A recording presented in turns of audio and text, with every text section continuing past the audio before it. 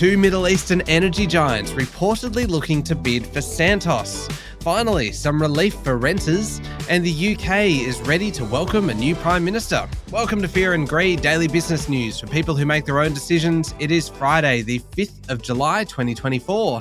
I'm Michael Thompson, and good morning, Sean Aylmer. Good morning, Michael. Sean, the main story this morning, Santos' share price jumped 4% yesterday after reports that two separate companies, Saudi Aramco and Abu Dhabi National Oil Co., are considering bidding for the oil and gas giant. State-owned Aramco and ADNOC, as it's known, that's the Abu Dhabi National Oil Company, ADNOC, have been conducting preliminary evaluations of Santos as a possible acquisition target, according to Bloomberg.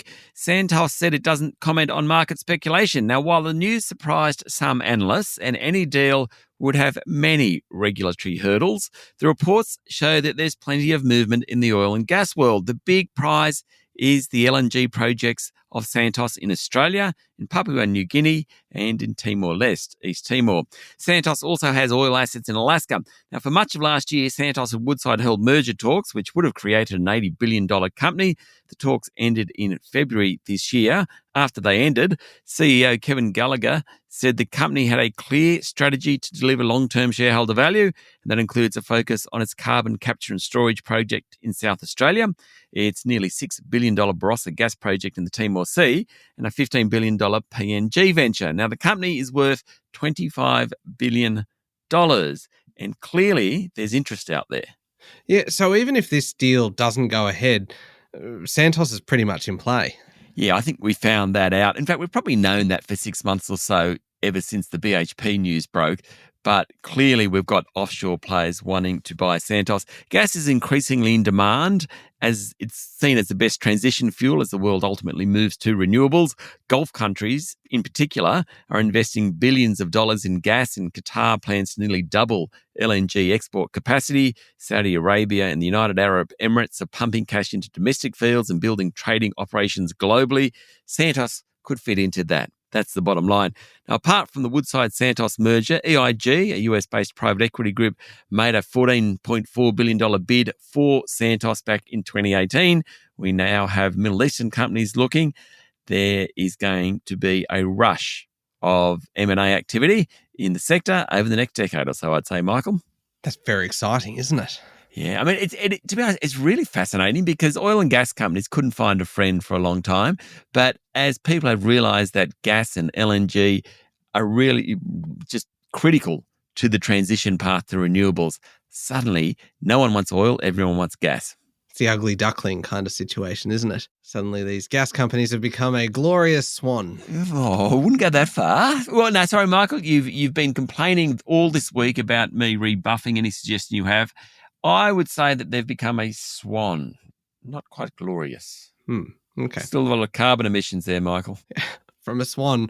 Feels like our metaphor is getting a little bit mixed here, Sean, isn't it? Yeah, I think so. Yeah. It is ugly. All right, local markets, how did they perform yesterday?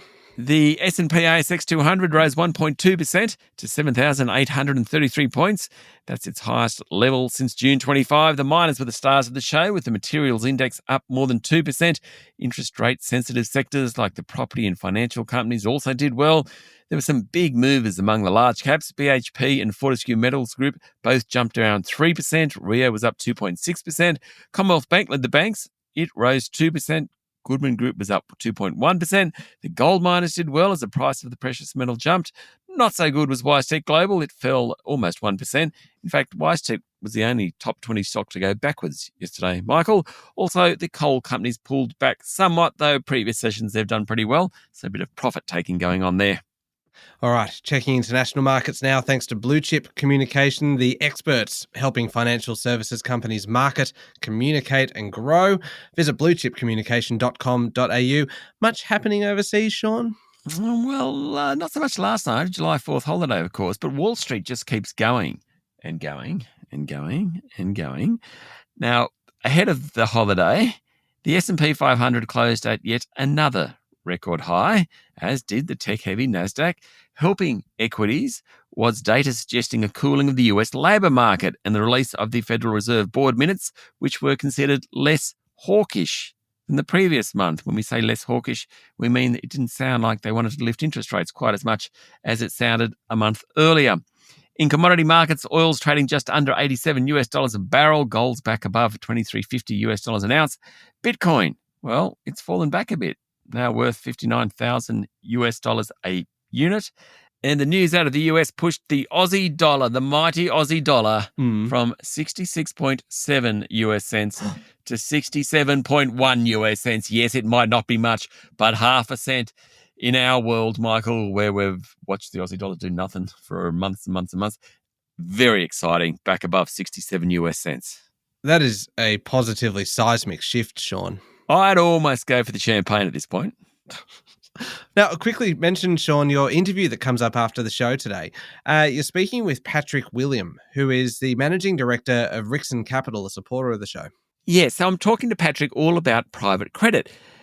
We've spoken a bit about private credit and how investors are jumping into it and the benefits it provides, but there's also been a lot of criticism about it. So we thought that we should actually take that head on. And Patrick explains issues around transparency and providing information to investors and the good that private credit can do. We just go through all those issues with him. And what I really like about this particular interview, it's not so much about where private credit's investing. It's about why, as an asset class, it needs to work to improve its transparency primarily. And certainly Patrick's all over that. Yeah, like it actually kind of delves into a few of those issues and those perception challenges within the broader sector. So I found this really, really interesting, Sean. It is coming up after the show, so stick around for that one. We will be back in a moment with the rest of the day's business news.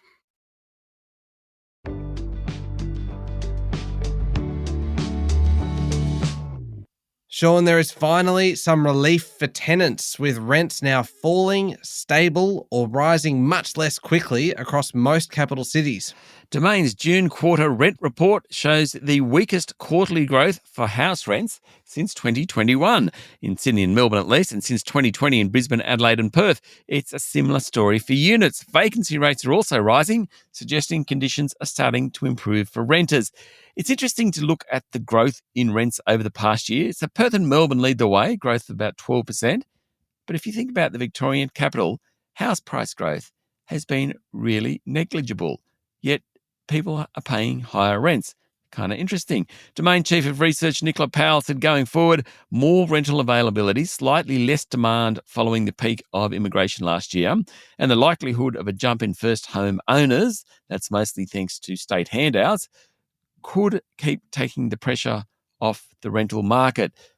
That is good news for people who are paying sky-high rents at the moment. Yeah, it certainly is.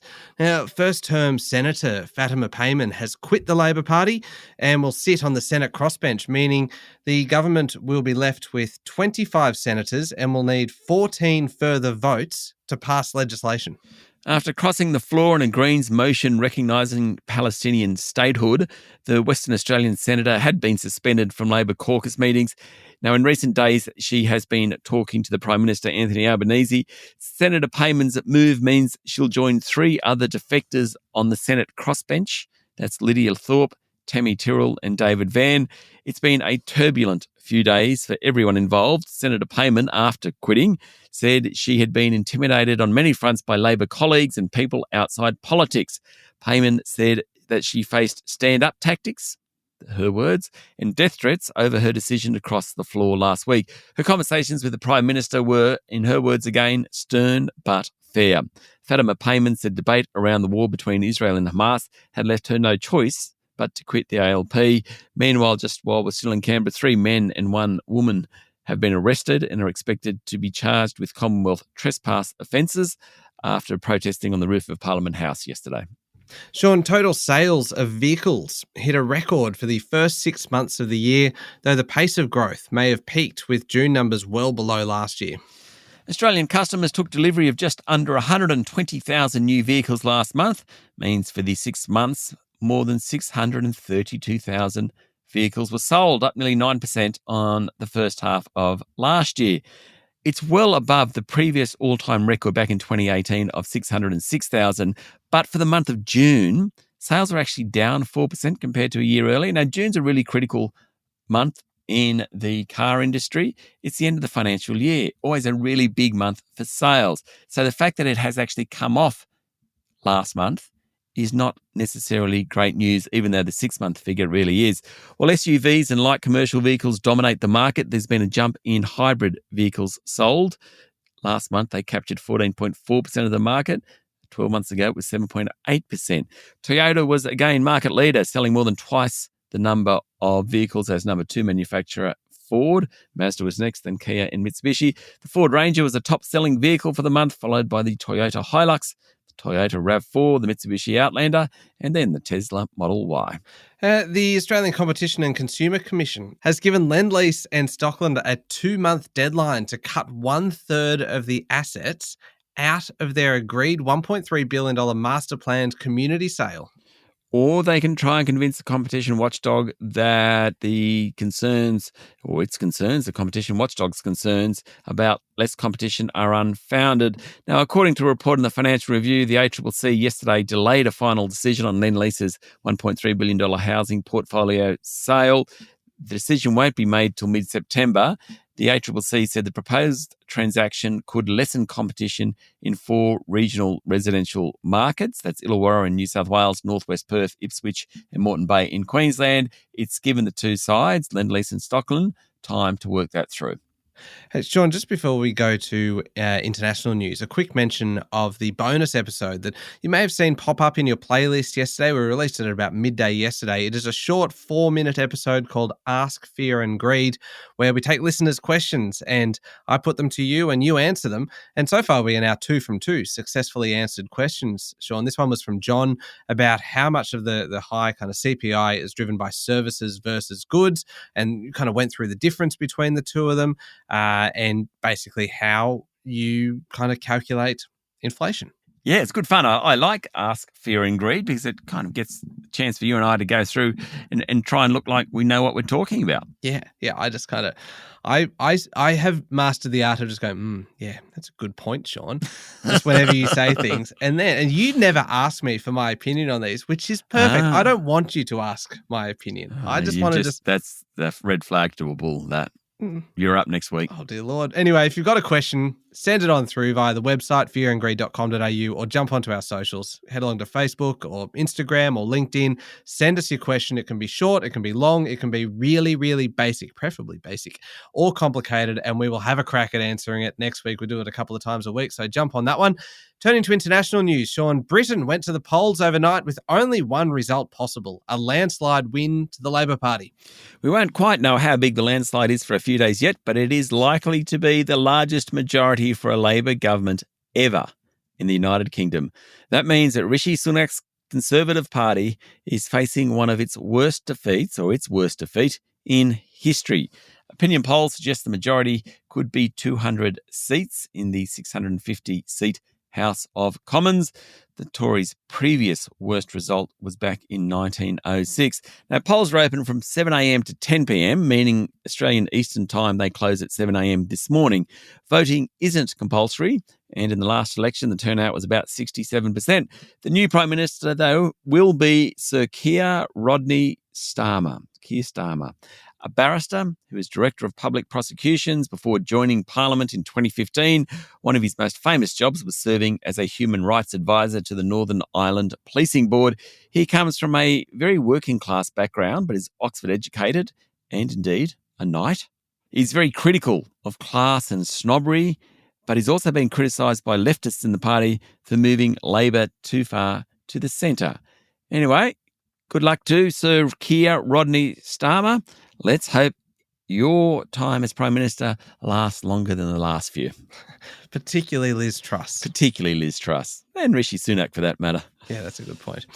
Sean, the pressure on Joe Biden to drop out of the race is growing as 2 credible opinion polls show Donald Trump well ahead in the race to become president. The New York Times reported that Mr. Biden had conceded the possibility of him dropping out, though the White House denies the report.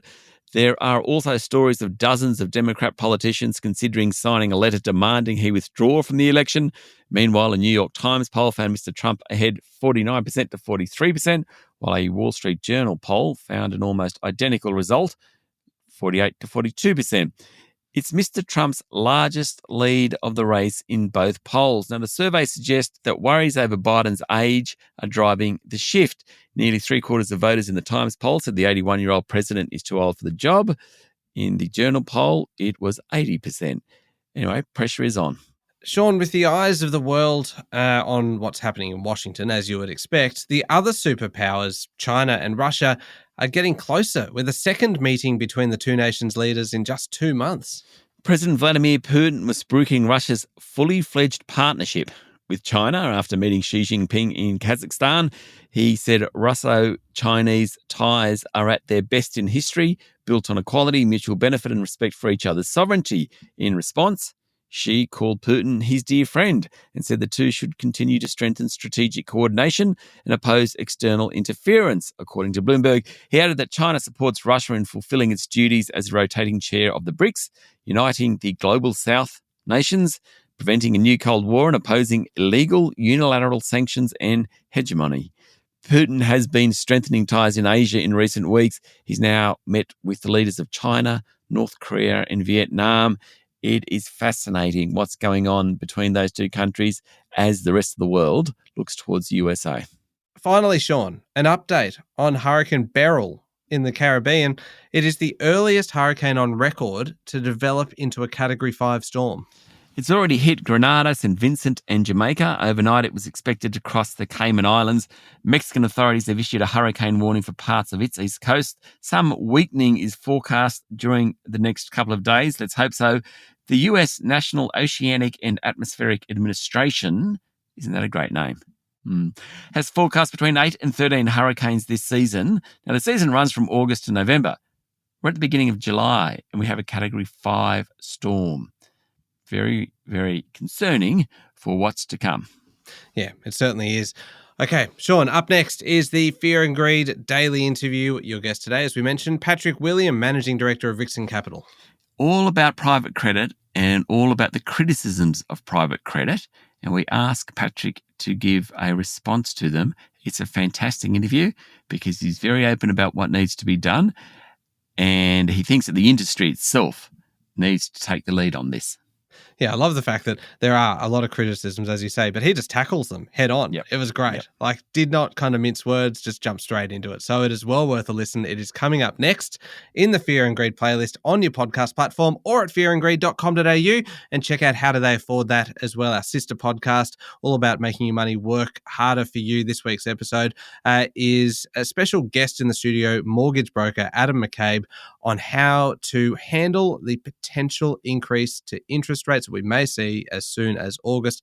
Very interesting stuff. I'll put a link in today's show notes as well. Thank you, Sean. Thank you, Michael. It's Friday, the 5th of July, 2024. Make sure you're following the podcast and please join us online on LinkedIn, Instagram, X, TikTok and Facebook. I'm Michael Thompson and that was Fear and Greed. Have a great day.